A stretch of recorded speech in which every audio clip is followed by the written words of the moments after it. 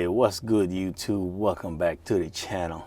Here we are, number 3 of, well, this is the last one of the first week of the solo 2 block. So these are 1-week contracts. Each contract is consist of 3, but it depends. There's sometimes it's 2 to 3. Partial week is 2 to 3. I don't know how that works exactly, but it says on there. It says on there in the description.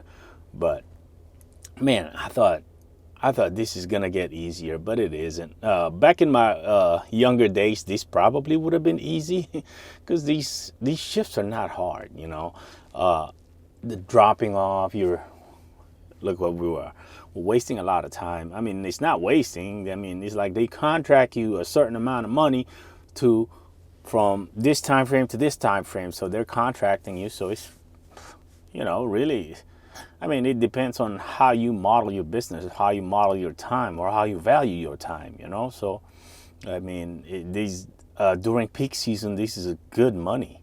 You know, you're making over close to 10,000 a week on what is it? You know, on average, you're working 8 hours a day for 6 days a week. I'd say about that much. And you're home every other night. You're home in your own bed every other night. I always find myself slacking off and not always opening my hood, you know, more often than what I should be doing. You always have to, no matter what you're doing, you always have to make sure you're doing your pre-trip, because this truck is your money maker, right? So it's imperative that you check that truck every time. And let me tell you what, this truck has been so good to me, man. It's just, I cannot tell you how thankful I am for this truck. It's insane. I mean, I think I'm not gonna give all the credit that the truck is, you know, is in perfect condition. I definitely make sure that the truck is in tip-top shape.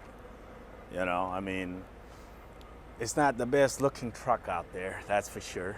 But I tell you what, this truck makes the same amount of money as that brand new Volvo right there. Maybe this truck makes more. It depends on how you look at it and how you dispatch yourself out, you know. So I mean, just take a look at this truck. Look at those tanks. Those tanks are not the prettiest, that's for sure.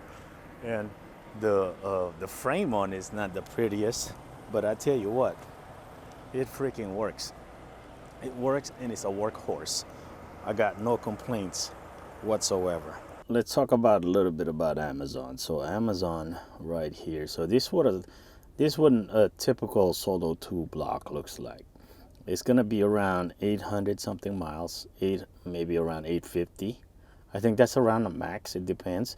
I guess California is gonna be about that much, because they do use up most of that time because of traffic and whatnot. But look at that. It may seem like it's a lot of stops, right? But believe me, it's not that bad. It really isn't. This is like, it's hardly ever working, you know. And like I said before, it's like they can't overwork you from your 14 hours and your 11 hours. Most of the time your driving is going to be like less than 400 miles within the 400 mile time or range, but it won't it will definitely not overwork you from your 14. All right, so here we go. We are in ONT 5. Check this out. I never noticed this before. Like around the corner back there where them cars are turning, there's a stop sign there, and there's a purpose for that stop sign, because I've never been here during busy times. And also right here, make sure you just line up one single file if you're ever going down this way and doing Amazon, because these guys right here are turning. When they're turning and they're long, they need that space. So don't double. You can double here because there's 2 entrances. So just don't double line back there where the trucks are turning. And then look at that. Let's go look at that guy. look how much space he's got to take, and that's why. So, I mean, like I said, I've never really noticed this before, but I didn't realize that it was like that, you know? It's insane. It's insane the way they engineer this whole area. They could get rid of all that tree right there and just get rid of all that problem. And there you go, prime example right there. You got one there that's just not paying attention. Don't be that guy. Look, he's stalling all them dudes that are turning. Now you're gonna have all these people get stuck. Don't be like that guy. As much as I give Amazon gripe about their operation, you have to admit, if you've been doing Amazon, and I've been doing quite a few Amazon. At first I didn't want to, judge them, but if you look at these operations, so they have this whole thing, and then they got trucks after trucks after trucks just picking up, dropping off, picking up, dropping off. And over here they have the yard, like I guess the trucks that are not ready and the empty trailers and whatnot, and they have everything there. And also on the other side of this, or the other side of this building, they have a whole lot of other operation going on over there. You have to admit, like, their margin of error in comparison to how much they actually move, it's pretty amazing.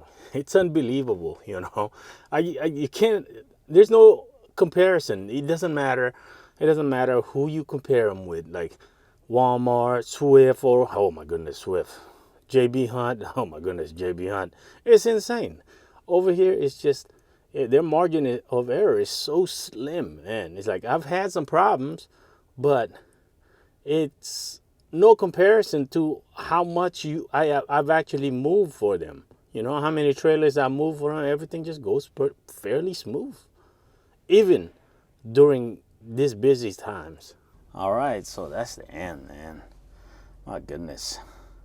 I don't think I'm gonna get used to doing night shift anymore. Man, when I was younger, I tell you what, I can stay up for 3-4 days, like maybe get a couple hours of snooze here and there, and it wouldn't be a problem. I can go on for weeks like that. But now it's crazy. But more on this though. What is the deal with the temperature out here? My goodness, I did not realize southern LA could get that cold. It got to like close to mid-30s in all sorts of parts of the LA area, San Bernardino. I was like, man, it's so cold out here. All right, so as you approach your trailer, when you know your doctor number, it'll ask you to verify the trailer ID. That's another verification system that they have in place, which is actually, believe it or not, like it is insane. But if there was some kind of mistake, like you pick up the wrong trailer or whatever, a lot of times that's probably an operator error, because this thing is so streamlined. It's insane, man. When I was in the military, our supply chain was such a mess. And I was like, well, with that many moving parts, there shouldn't be, there's bound to be a lot of mistakes. But let me tell you, I mean, it's been a few years, but they got this thing down pretty damn good. One tip I would say that I would give as an owner operator, if you're doing a whole bunch of Amazon stuff, make sure you look down on the ground where you're running your tires at, because for some reason, some of these people, they just drop those cut bolts, those cut locks on the ground, and they'll go in your tires. Luckily, cross fingers, I haven't had one yet. And when you're out here doing Amazon, man, don't be in such a rush. They give you ample enough time to make those time frame, whatever those are. And if you happen to not make that time frame, you have an option to report delay. So I don't know what the big deal is. I don't know why we're in such a rush. All right, so let me give you guys a little bit of a tip, right? Because this information is not on the app, or nobody tells you this information. You find out when you get there. So this is DLX9, right? And if you ever, it's in Culver City, there you go, Culver City DLX9. If you ever have to go here with Amazon, fair warning, the building looks like this. This is the southeast side. This is the east side. This is the east side of the building. That's the south side.